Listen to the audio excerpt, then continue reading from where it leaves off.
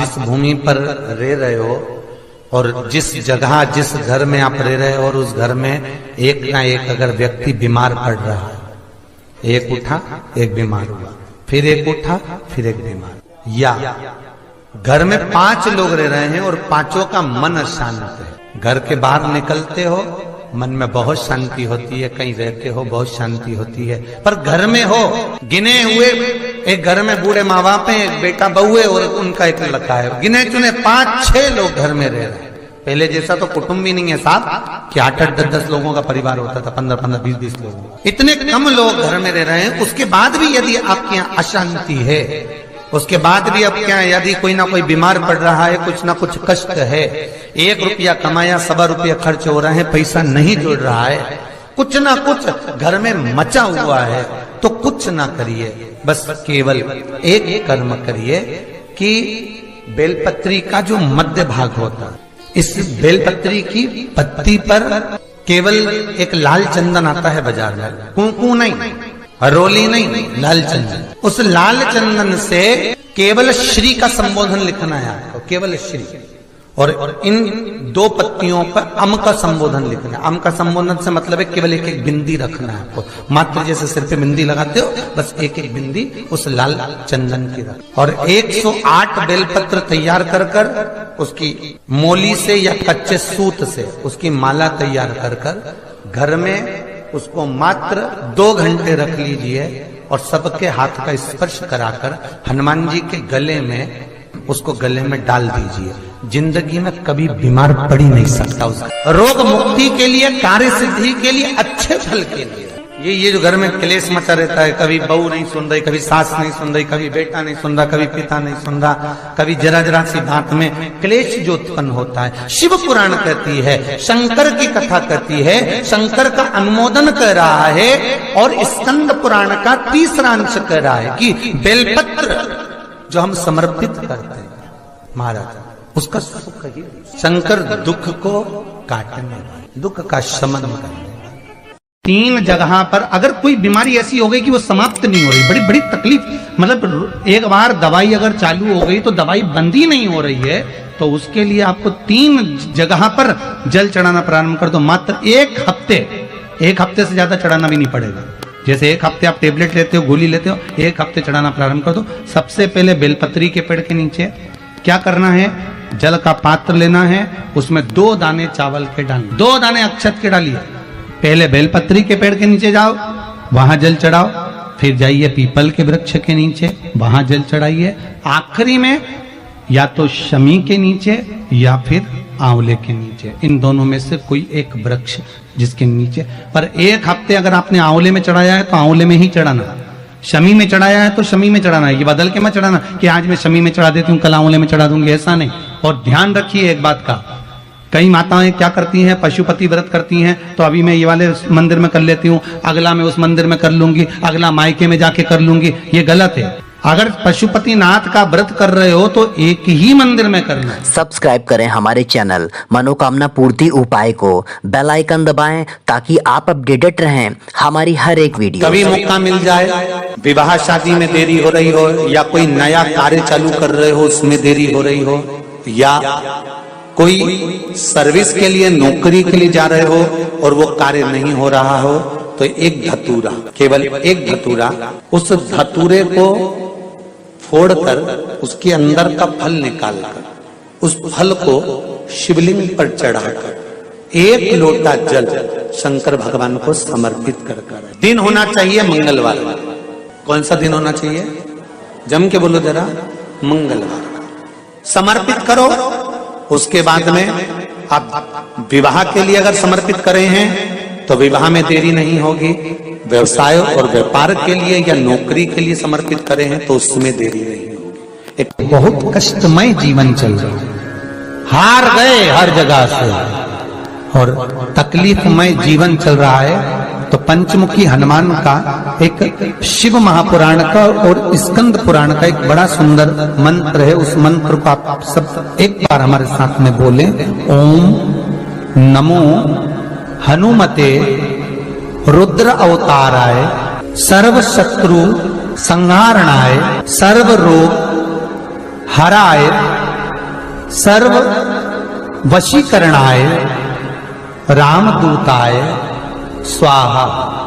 बस इस मंत्र को हाथ में काली तिल लेकर, एक जौ लेकर और गूगल लेकर, थोड़ा सा उसमें गाय का घी डालकर, कंडे को या अग्नि को जलाकर इस मंत्र का 11 बार 21 बार जाप कर कर अपनी कामना कर कर छोड़ दीजिए।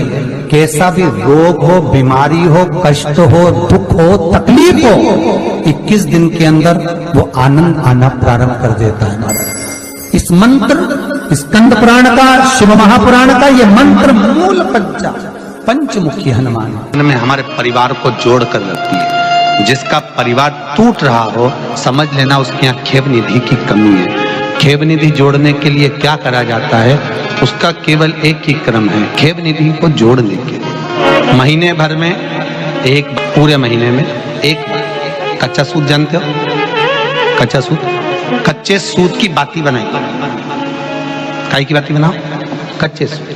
सब्सक्राइब करें हमारे चैनल मनोकामना पूर्ति उपाय को, बेल आइकन दबाएं ताकि आप अपडेटेड रहें हमारी हर एक कच्चे सूत की बाती बनाकर 108 बाती का निर्माण कर कर खेव निधि के भाव से श्री हनुमान जी के मंदिर में लगा दीजिए। आपके बहू बेटे में अगर लड़ाई है, सास बहू में लड़ाई है, भाई भाई में लड़ाई है, कहीं संबंध विच्छेद हो रहे हैं, किसी का तलाक जैसा हो रहा है, तो वो वापस जुड़ने की कतार पर आ जाता है। जोड़ने का जो प्रयास करें। कई लोग तो ऐसे हैं, उनका आज तक हनुमान चालीसा पढ़ना नहीं है, आज तक कोई चालीसा, चाहे गायत्री चालीसा हो, लक्ष्मी चालीसा हो, शिव चालीसा हो, पढ़ना ही नहीं आती। बस बैठ गए भगवान के सामने और पढ़ लिया आसन लगा के। नहीं नहीं नहीं, चालीसा पढ़ने का भी एक नियम है। अगर कोई लक्ष्य लेकर पढ़ रहे हो तो उसका एक नियम है। पूरी जिंदगी पढ़ते रहोगे तो भगवान की प्राप्ति नहीं है, पर लक्ष्य लेकर अगर पढ़ा है, आसन से जिस भगवान की चालीसा पढ़ रहे हो उसकी मूर्ति या उसका फोटो आपके सामने होना चाहिए। एक घी का दिया, अगर हनुमान चालीसा पढ़ रहे हो तो या तो घी का दिया जलाओ, वो भी गाय के घी का हो, भैंस के घी का मत जलाना। हनुमान जी कभी प्रकट नहीं होंगे भैंस के घी से। घी का दिया लगाइए अगर चालीसा का पाठ कर रहे हो हनुमान जी का। और बहुत ज्यादा संकट है, बहुत ज्यादा परेशानी है, तो हनुमान चालीसा का पाठ करो तो तिल्ली के तेल का दिया लगाओ, काली तिल के तेल का दिया, तिल का तेल का दिया हनुमान जी के सामने आसन बिछाकर। बहुत तकलीफ है तो 3 पाठ प्रतिदिन करो और एक आसन से जितने समय 9 बजे अगर आप बैठते हो पाठ करने तो 9 बजे ही बैठना। 11 दिन तक प्रतिदिन 3 पाठ रोज करो। एक पानी का लोटा, कलश, तांबे का जल अर्थात तांबे का लोटा हो, स्टील का लोटा हो, तुम्हारे पास जो कलश हो उसमें जल भरकर एक सिक्का उसमें पटक कर, एक लौंग पटक कर प्लेट से ढक कर रख दो और प्रतिदिन बस टाइम पर बैठकर पाठ करो।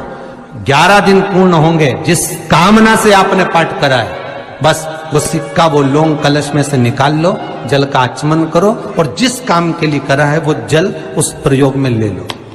उस प्रयोग, किसी से बात करने जाना है तो वो जल पी कर जाइए, कोई से हाथ मिलाना है तो वो सिक्का, वो लौंग अपने हाथ में रखें अपने साथ। आपकी कोई कामना है, आपका कोई भाव है, आपके हृदय की कोई बात है जो बहुत दिनों से लगे हुए हो और बाबा हो सकता है कि किसी कारणवश पूर्ण ना हो रहा हो। एक काम गुरुदेव ऐसा अटका हुआ है कि वो काम हम करना चाह रहे हैं, व्रत भी कर लिया, अनुष्ठान भी कर लिया, पर फिर भी वो व्रत के कारणवश भी वो कार्य नहीं हो रहा, तो समझना कि कोई कार्य बड़ा भारी होगा और बाबा उसको कर नहीं रहा है या कोई काम अटक रहा है।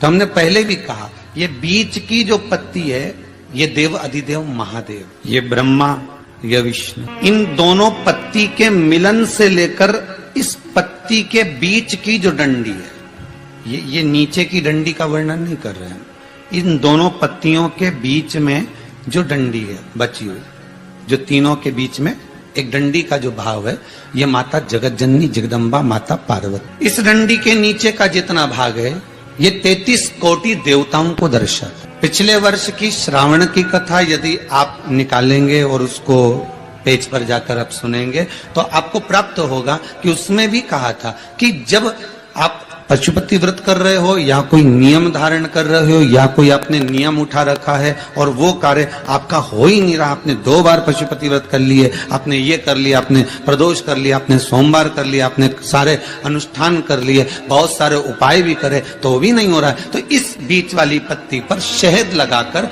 बाबा का जो शिवलिंग है उस शिवलिंग को इसको छुआ दीजिए या उससे चिपका दीजिए और उस पर अपनी हथेली रखकर कामना कर कर वापिस घर को आ जाइए।